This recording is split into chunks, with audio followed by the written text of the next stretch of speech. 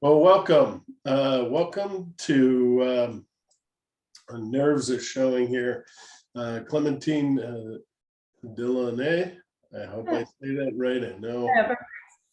And then Michele Guaitoli. That's tough, huh? That's tough for Italians too. It's more like Italy, right? Or it's Guaitoli. Guaitoli. Okay. Yeah, that's good. That's good. Yeah. And I know you're Italian, but yeah, I practiced it a couple times. And Nerves, you know the Nerves. These are the two lead singers for Visions of Atlantis, and they're definitely my favorite band of the year. And this album, Pirates, will be by far my album of the year. There's no doubt about it. We're going to talk about the album, but right now, this band has put together numerous tours this year. They've been on the road almost the entire year.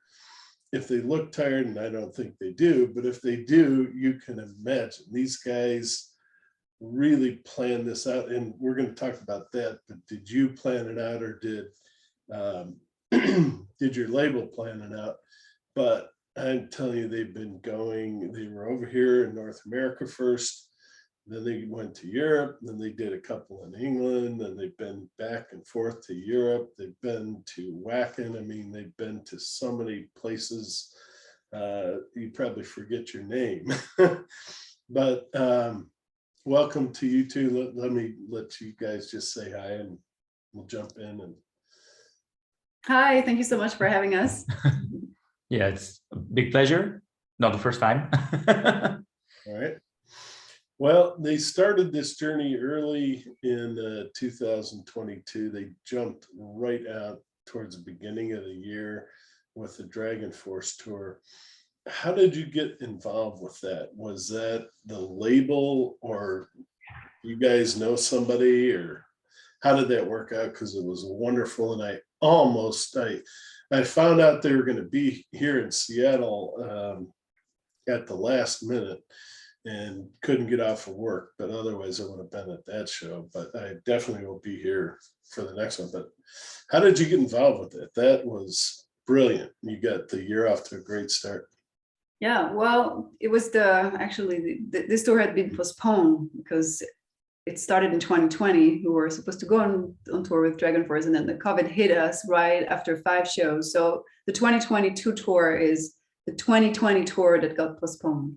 And how did we get there? I think our connections. Some people knew the DragonForce people, and back in the days they were looking for another band to go on tour with them. And then when the COVID hit, we tried to reschedule all that, and we managed to have our plans coincide together, which absolutely was not a given. But we went along so well on the first short leg we did in 2020 that we thought, okay, let's try to do that again. Plus, so many people in the US were so bummed that they missed the show, or that the COVID hit and they couldn't see those bands together. We all thought it just makes sense to restart all over again. So yeah, our booking agency was involved, of course. This is our agent's job to find us opportunities like this, and then yeah, pretty much how it went.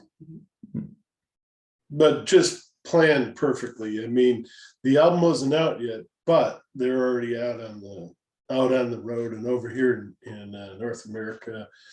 And I've talked to so many bands this year that would have loved to come to North America and just didn't do it because of our inflation, because of gas, Brexit, all the many reasons. And this band made it one way or another. And I'm happy for you. I'm proud of you. I'm glad you did it. And tell me, how were the shows? Because I remember, well, I'll let you talk about your favorites, but for the DragonForce show, were people surprised to see you, and hopefully happy? Because in your comments and things on Facebook, it sounded like they really jumped on the tunes and loved it. I mean, the new album.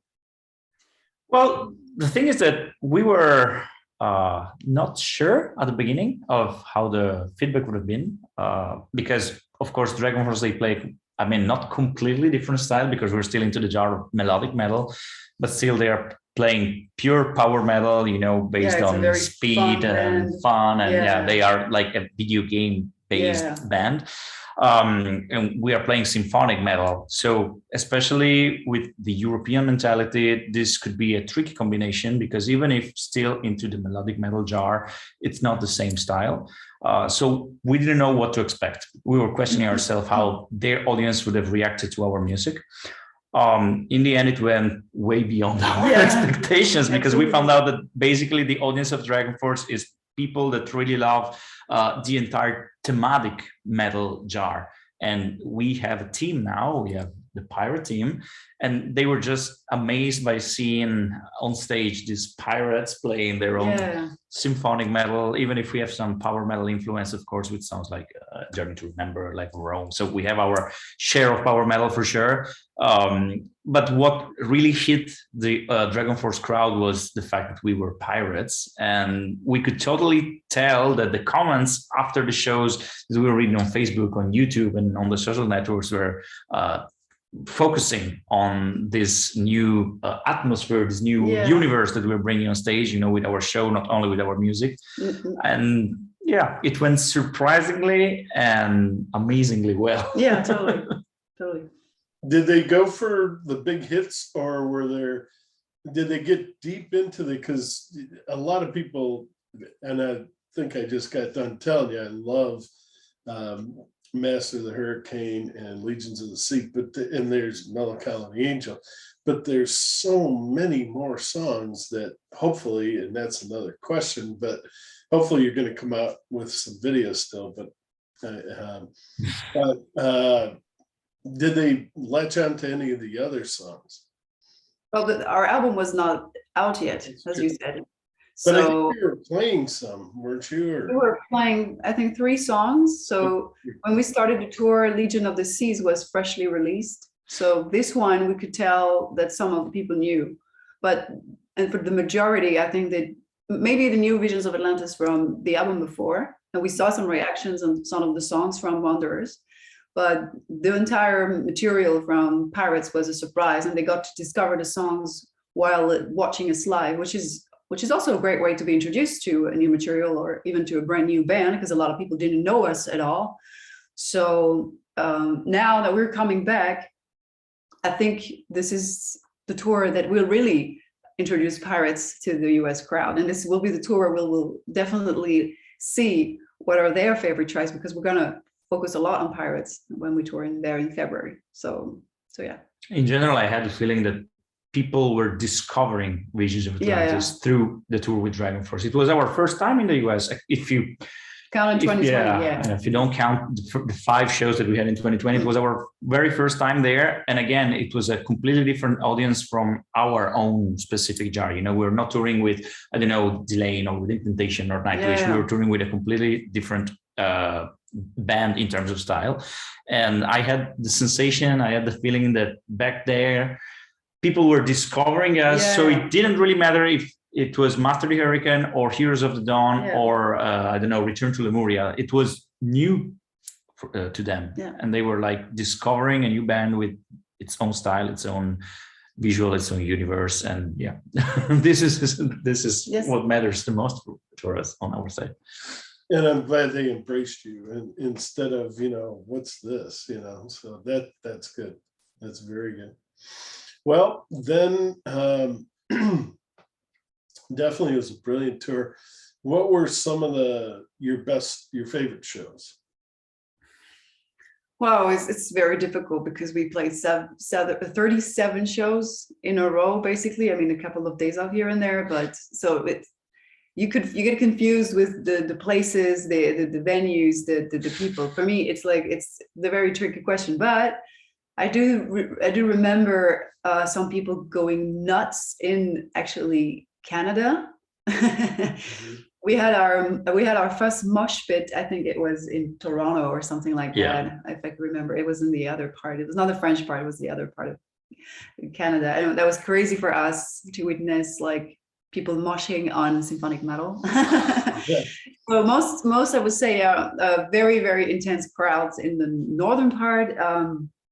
Also very excited crowds in LA and I mean I think the entire souvenir that we have from our shows is that the US crowd is very demonstrative. Like, you guys love to be entertained, you're loud, you love the jokes, you understand the jokes. This is something very new for us, because when we play a lot of places in Europe, they speak English or understand English, but not the entire crowd does. So we had way more interactions sometimes, which is amazing. So I mean, maybe you have a specific memory. Me, it's more like, I think you guys love to be entertained and we love to entertain. So it felt like, hey, this is matching.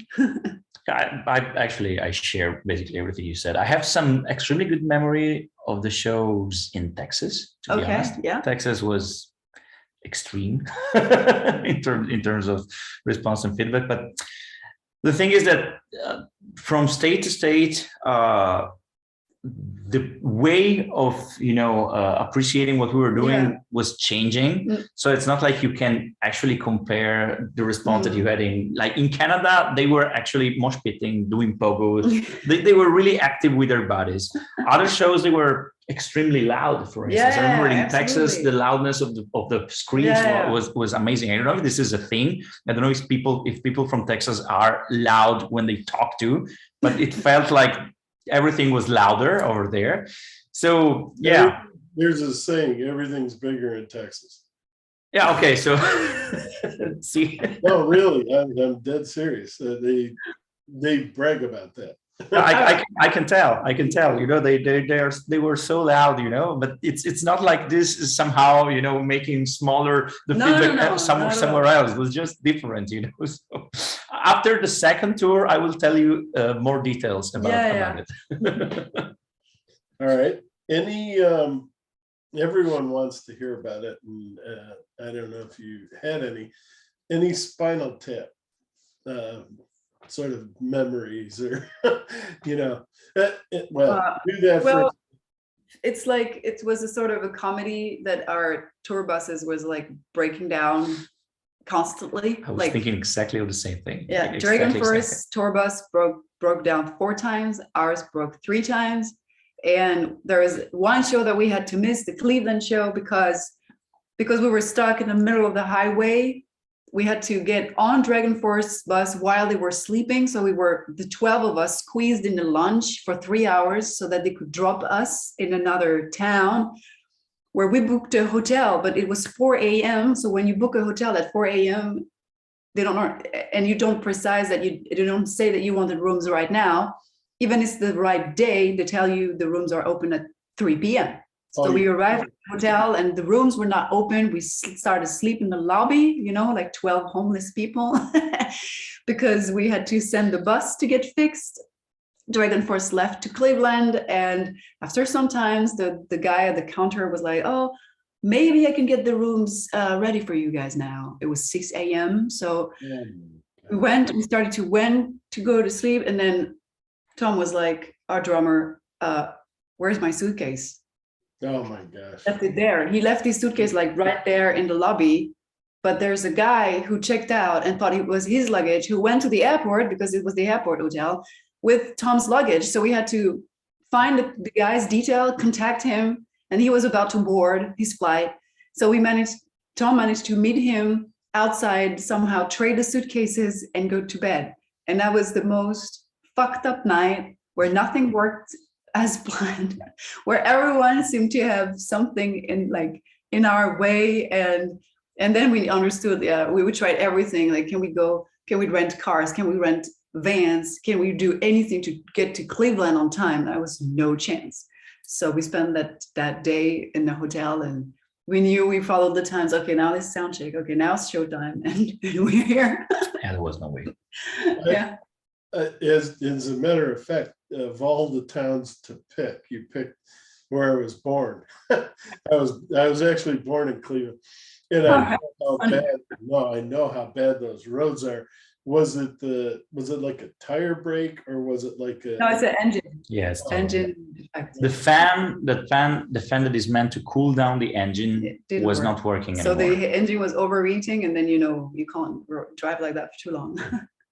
Well, and while you're talking about that, let's just hit something that I was going to ask you anyway. Everyone has, I guess, people like me that lived through the 70s and that, we have this vision of Led Zeppelin, throwing things at the TV, and the Beatles, I think, threw a TV out the window in Seattle here. There's a hotel. You can actually go and visit it where they stayed, and it's like right on the water. And, I guess they heaved a TV into the water, but people sort of glamorize. And then, of course, there's Joe Walsh. That's a whole new dimension in how people, enjoy their tours. But in general, people glamorize touring and set the record straight. It's probably not as glamorous as everyone thinks. Yeah, what's it like? How did you share, like Clémentine said, how do you share space on a bus like that with that many people? It must have been. Well, to be truly honest, the buses in the US, at least in our experience, are way more comfy than the ones in Europe. So there could be very comfy buses in Europe, but we can't afford them yet. Okay. In our range, yeah. Of course, if you don't get like super luxury buses, which right now we can't afford, that's for sure. Anyways, the thing is that we had big bunks. We had the thing is that this bus that we had 12 bunks in total. Two nice lounges, one in the front, one in the back. During the last tour in Europe, we were 24 people in the same tour bus with no lounge at all. Just sits downstairs. The half of the people was there in the US, so this already tells you how much more comfortable are, in our experience, the buses in the US. So for us, it was somehow a bit luxurious. Yeah. to tour in the US, except for the bus breakdowns. That was. But to get back to your question, how do you live this closely? Well, you have to lower all your standards. Yeah. Your hygiene standards lower, your calmness at night standards lower, your comfort lowered, your privacy lowered, your sense of space for yourself. Your bunk is your only private space, and it's not something that you can lock. It's just a curtain. But psychologically, when you close that curtain, you're isolated, and this is the only way on tour, except for the bathroom, to be isolated. And therefore, it's you have to live in a collective environment. This tour bus is your home, and some people are cleaner than others. Some people are messier than others. Some people do the mess. Some people clean behind, and there have been tensions rising at some point. Like, what the fuck do you always leave your cup of coffee? Can you just clean it? I'm not your mom. All these kind of things. This happened for sure. We had some band talks about how to occupy the space. We put labels on doors of storage space to be like, okay, this is the cutlery, this is the dishes, this is the breakfast, this is we take 7 weeks. 7 weeks is a long time. Yeah, when you buy something, you put your name on it, otherwise anyone could eat it. It's just a couple of rules like that. And once a week we try to clean the bus. We did it ourselves, and it is draining to not live with everyone having the same values there. I had to knock on the door so many times because the music was so loud, I couldn't sleep. And I had interviews at 9 a.m. the next day. And I had to, we don't always all live at the same pace and all, but we're good friends and we want this to work out. So we managed to talk about it. And at the end of the day, your bus, you're using it mostly to sleep. So we're trying to have some breaks and time off when we could also. That really helps. But otherwise it's fun, but it's not the glamour stuff. You can't party every night when you perform a show. It's just not possible. Yeah.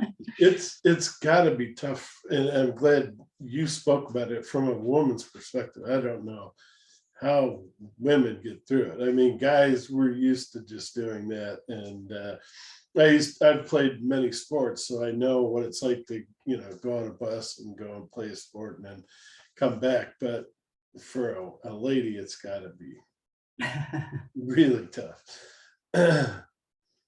Well, the thing is, I'm used to be around guys for a very long time.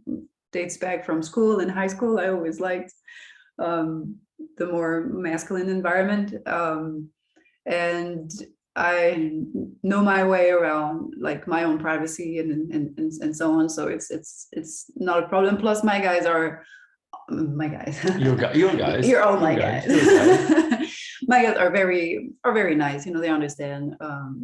Plus, I've been doing this for over 10 years, so I know what it's like. And you can't, as I said before, like, all your standards are lowering down. And I'm not expecting to have my own private bike from on tour. Yeah, and in general, we're not the most. We're not the dirtiest band in the world, I would say. You see what I mean?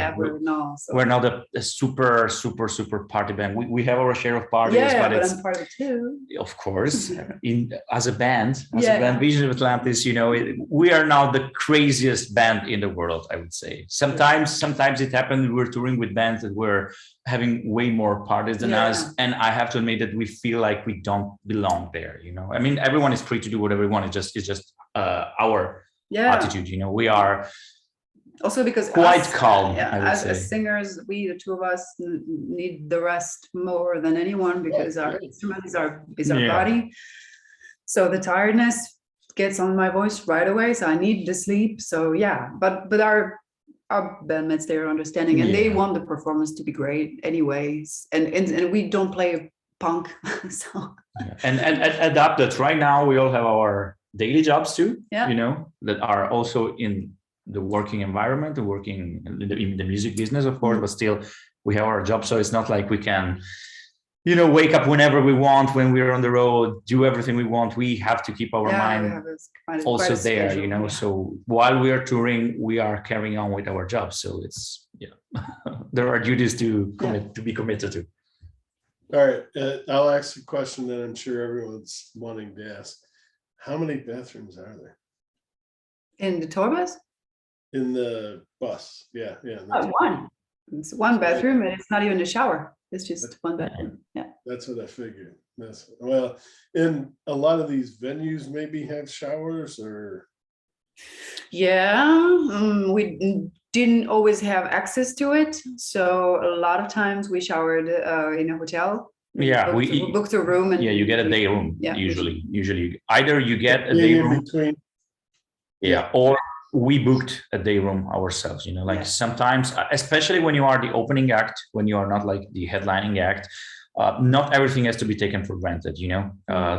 If you picture an opening act receiving food, catering, and shower all the time, this is just wrong. You see what I mean? Like, if you are the headliner, possibly on the vast majority of the times you will have a dinner and a shower. But if you are the opening act, most of the times you have to find your ways. And I mean, it's. I remember the two of us washing our hair in Florida in the sink of the bathroom of the venue because we felt like we really had to. But it was warm enough outside for April, but most of the time as a band, if there is no shower in the venue, we just get a hotel room and we use it as a day room.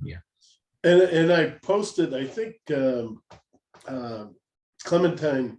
And I'm sure you can't read all the posts. I mean, you'd be doing it, that's all you do. But if you go down to Florida again, Naples, go to the beach. There's usually nobody on that beach. It's a retirement community mostly, and beautiful, absolutely. I would love to. Beautiful beaches. You'll have the thing to yourself. And I posted that on a Facebook post that you posted. I think I saw it. Yeah. And just, take my word for it. It is incredible. That, or of course, I think you guys are near Tampa. Clearwater Beach is another one. And you may have been on Clearwater Beach when you did that picture. I can't remember, but both of them are just fantastic. So if you get down there.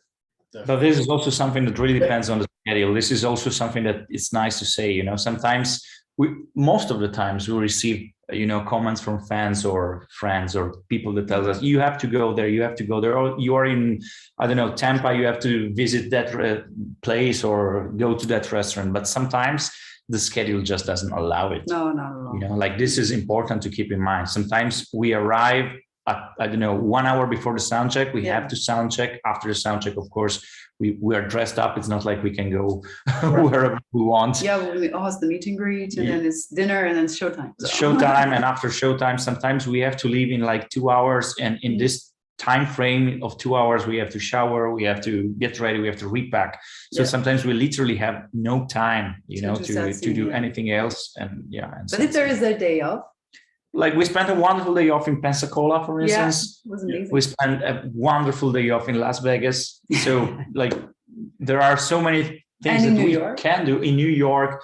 There are chances for us to do things, but it's not to be taken for granted that we can do it every time in every city that we visit. This is absolutely a wrong assumption. All right. Well, Zoom is probably going to end any minute here, but if you guys can hang in here, we'll do part 2. Can you hang in? Well, part 2 is fine. Part 3 is not possible. Oh yeah, no. I wouldn't push you through that. Just real quick, if we have time, Wacken was a big thing for you guys. Do you want to talk about that? That's the second tour, the European, but I know you want to talk about that. That was massive, I would say. Yeah.